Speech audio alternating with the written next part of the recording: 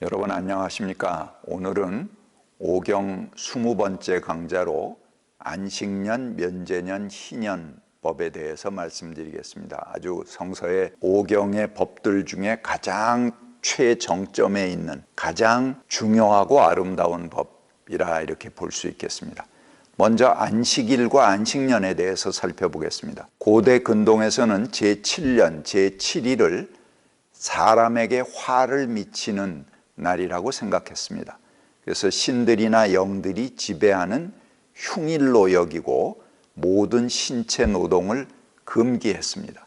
그날 쉬는 것은 그날이 재수 없는 날이기 때문에 일하지 마라, 신들의 저주를 받는다, 이런 의미로 노동을 금기했던 것입니다. 바알 신화는 풍년이 들더라도 제7년이나 제7일에는 재난의 위협이 숨어 있다고 보았습니다. 그래서 정기적으로 땅을 묵혔는데 기근을 감수하고라도 불모의 힘을 극대화시켜서 재난이 사라지도록 한 것입니다. 제7년에 휴경함으로써 모트, 죽음의 신을 얘기하는 거죠. 그 죽음의 신이 힘을 극대화하고 제7년이 지난 후에 바알은 모트와 큰 싸움을 벌여서 승리함으로 그를 물리쳐버립니다. 그래서 그 다음에 왕성한 지력을 얻고 농사를 짓는다, 이런 것이 이제 바알 신화에 있습니다. 그러나 구약 성서는 고대 셈족이 화근으로 생각하고 기피하던 날을 약자들을 위한 날로 선포합니다. 안식일에는 아들, 딸, 남종, 여종은 물론 소, 나귀, 그 밖에 모든 가축과 집안에 머무는 식객이라도 일하지 못한다, 쉬게 해라 하는 것이 성서의 정신이죠. 안식년 역시 약자들을 위한 해입니다. 안식년에는 노예들을 해방하고 땅 사용을 중단했습니다. 그리고 저절로 자란 곡식은 주인이 거두지 못하게 했습니다. 그것은 가난한 사람들의 몫이기 때문이다. 출애굽기 23장 11절 그렇게 말합니다. 또한 남은 것은 땅에 사는 모든 짐승들의 차지가 됩니다. 어떤 경우라도 제7년의 곡식을 추수하거나 저장해서는 안 됩니다. 계약법전, 출애굽법전에서는 휴경 대상이 되는 땅, 에레츠라고 합니다. 에레츠는 마을을 제외한 경작지로만 제한됩니다. 그러나 성결법전에서는 경작지에 해당하는 용어로 에레츠 대신 개인 소유의 들과 밭까지 포함하는 사데라는 말이 자연스럽게 쓰입니다. 이것은 전 국가의 영역을 포함하는 말로 확장된 것을 볼 수 있습니다. 이러한 선포는 6년째 복을 베풀어 3년 먹을 양식을 주겠다 하는 말로 안식년법이 전 국가적으로 유효한 법이었다 하는 것을 알 수 있습니다. 유대인들은 유랑지로 끌려간 후에야 비로소 이스라엘 땅이 안식을 누릴 수 있었다, 그렇게 말합니다. 그들이 망한 것은 안식일과 안식년법을 범한 죄값이다. 나라 망한 이유를 안식년을 범했기 때문이다, 그렇게 설명하고 있는 것입니다. 안식년을 역사적으로 실행한 예를 살펴보면 포로 후기에 와서 느헤미야의 개혁 중 하나로 안식년 준수를 강력하게 시행한 때가 있었습니다. 느헤미야 10장에 나옵니다. 또는 헬라 시대에 전쟁 중에 유대인들의 양식이 떨어졌는데 그 해가 대지에 허용된 안식년이기 때문이었다. 마카비상 6장 49절 53절 말씀에 그렇게 증언하고 있습니다. 또 예레미야 때 예가 있습니다. 그건 나중에 말씀드리겠습니다. 면제년에 대해서 살펴보겠습니다. 계약법전의 제7년은 신명기 법전에서는 면제년이다, 이렇게 부릅니다. 신명기 법전은 이스라엘 사람이 동족에게 진 빚을 탕감해주는 이스라엘 초기 평등 사회 제도를 안식년과 연결시킵니다. 이 법은 모든 부채의 소멸을 고대의 전문적인 용어 스미타, 중지한다, 그런 뜻인데요. 이것을 사용해서 표현합니다. 이 스미타라는 것은 토지의 휴식을 이야기하는 용어인데 그것을 그대로 인간에게 적용하는 것입니다. 그것은 채권자가 빚을 탕감함으로 채무자를 모든 의무에서 해방시켜준다 하는 것을 말합니다. 토지도 7년에 한 번씩 쉬게 하듯이 인간도 그 부채에서 7년에 한 번씩 멈추게 해준다, 중지시킨다 하는 의미죠. 또한 부채 상환을 목적으로 노예 생활을 하던 자들도 해방되었습니다. 부채 때문에 노예가 된 사람은 노동으로 부채를 갚아야 합니다. 노예 노동은 주인이 그의 숙식을 책임져야 하므로 그나마 품꾼이 받는 품삯의 반밖에 쳐주지 않은 것으로 보입니다. 그래서 면제년의 노예 해방은 몸의 해방인 동시에 부채의 면제를 의미합니다. 신명기는 면제년이 정기적으로 돌아왔다는 것을 암시합니다. 안식년 곧 면제년이 곧 돌아온다 라고 스스로 말하면서 가난한 형제에게 구워주는 것을 거절해서는 안 된다 라고 말합니다.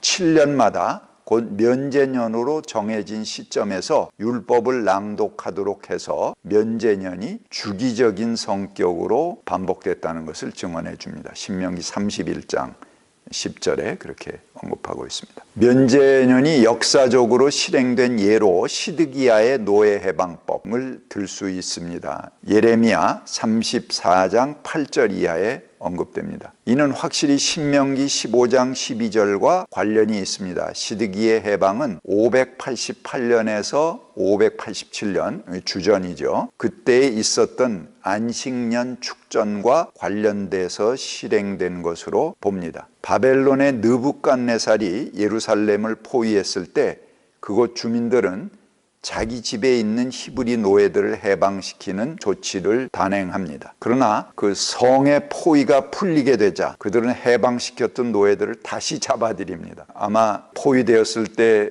이 신명기법을 근거로 노예를 일시적으로 해방했던 것은 포위가 되면 식량이 부족하게 되잖아요. 그러니까는 그 부담을 지지 않기 위해서 일시적으로 풀어줬다가 포위가 풀어지자 다시 잡아들인 그런 꼼수라고 보여집니다. 그래서 이때 에레미야는 야훼의 법을 위반하고 하나님을 기만한 죄에 대해서 벌로 이 나라가 멸망할 것이다 선포합니다. 또한 포로기 후기에는 느헤미야가 그 백성으로 하여금 부채를 면제하고 노예들을 해방시킬 것을 약속했다 하는 기록이 느헤미야 10장에 나옵니다. 느헤미야 때에도 지켜지지는 않았지만 잘 알려진 법이다 이렇게 추정할 수 있겠습니다. 반면 무라바하트에서 발견된 헤롯 시대의 부채 증서에는 채권자들이 부채 계약을 맺으면서 채무자는 안식년을 통해서 예상되는 이익을 단념한다 하는 프로스볼이라고 불리는 단서 조항을 넣도록 했습니다. 면제년법을 피해가는 꼼수지만 면제년법을 피하려고 했다는 증거이기도 합니다. 그 다음에 새로운 사회의 청사진으로 희년법에 대해서 말씀드리겠습니다. 희년은 안식년을 7번 지나서 50년째가 되는 해로 전국 주민에게 해방을 안겨주는 그런 해입니다. 희년에는 누구나 자기의 상속 재산을 되찾게 했습니다. 본래 분배받은 나할이라는 것이 있죠. 자기 가족에게 분배받은 땅을 전부 되돌려받는 해다 이렇게 볼 수 있겠습니다. 즉 매각한 농토와 집들이 본래 소유자에게 되돌아갑니다. 혹 그동안 팔아먹었더라 하더라도 희년 되면 다시 돌아온다는 것입니다. 또한 노예들도 해방되었는데 단순한 노예 해방이 아니라 그들에게 생산 기반까지 제공해 주는 해방이었습니다. 희년에 이루어지는 땅의 회복은 노예 해방과 부채 탕감과 병행해서 이루어집니다. 부채로 인해서 노예가 되는 것이 대부분이기 때문에 부채 탕감이 이루어지면 자연히 노예 해방도 이루어지게 됩니다. 그러나 신분이 회복되어도 자기 소유가 없는 상태면 또다시 노예로 전락할 수밖에 없습니다. 그러기에 희년의 땅의 회복은 아주 근본적인 조치입니다. 최근에는 고대 바벨론 시대의 왕의 칙령이 가지고 있는 사회적 경향과 이스라엘에서 노예를 해방하고 토지를 재조정하던 것과의 관련성이 연구되기도 했습니다.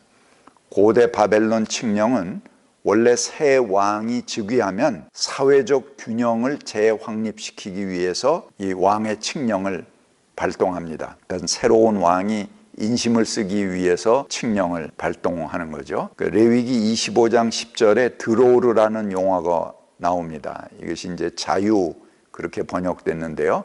이것은 아카디안의 안드라룸이라는 말에서 빌려온 것인데, 이 안드라룸이 바로 이 왕의 칙령을 얘기하는 것입니다. 그 말의 본래 문자적인 뜻은 어머니의 품으로 돌아간다, 이제 그런 뜻입니다. 부채 탕감, 노예 해방, 불법적으로 자유민에게 부과했던 일들을 취소시키는 용어로 바벨론 제국 전반에 걸쳐서 새 왕이, 황제가 선포했던 법에 쓰이던 말이었습니다. 구약에서는 문서 예언자들이 처음으로 이 드로르라는 말을 사용합니다. 근데 시드기야 칙령도 이 신아시리아 칙령에 의존했다고 이야기할 수도 있습니다. 그 시대의 유대는 100년 이상 동안 아시리아나 바벨론 치하에 있었기 때문에 그들의 문화적 기반인 드로르라는 용어로 자신들의 사회 변혁의 의지를 표현할 수밖에 없었습니다.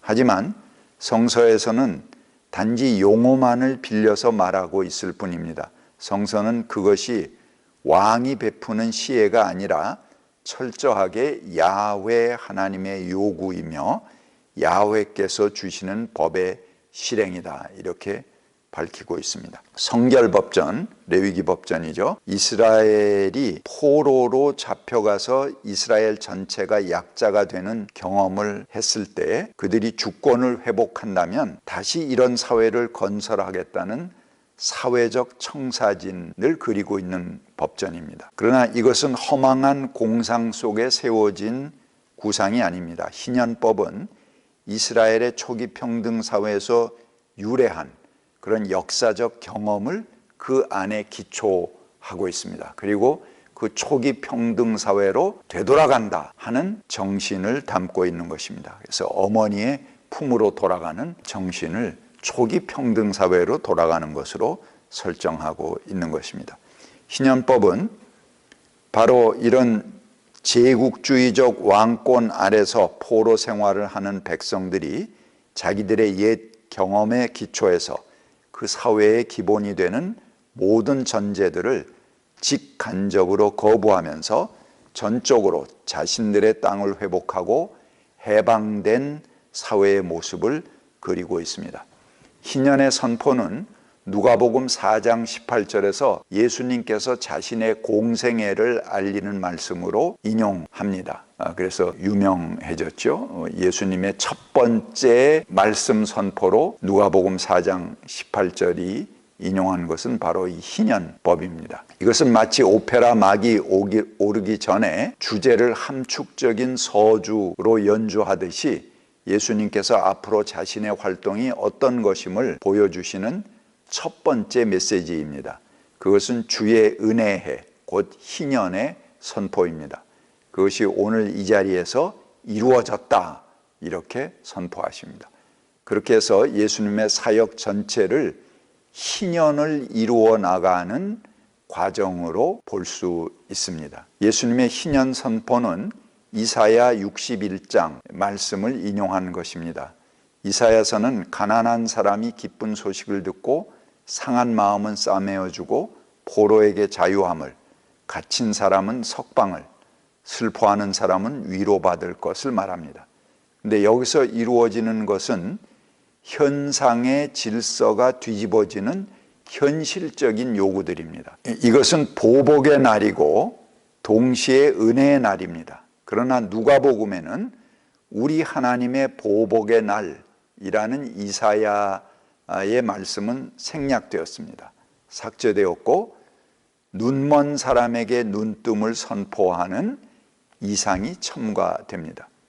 희년의 이상은 이제 현실적인 사회적 차원의 회복을 넘어서 이상적인 세계로 나아갑니다.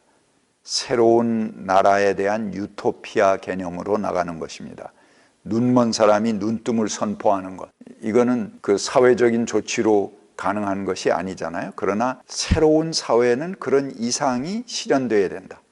안진뱅이가 일어나고 귀머거리가 말을 하고 예수님께서 보시는 희년의 성취는 현상 질서들이 바로 설 뿐만 아니라 인간의 치유가 이루어지고 장애가 극복되는 그런 세상을 말하십니다.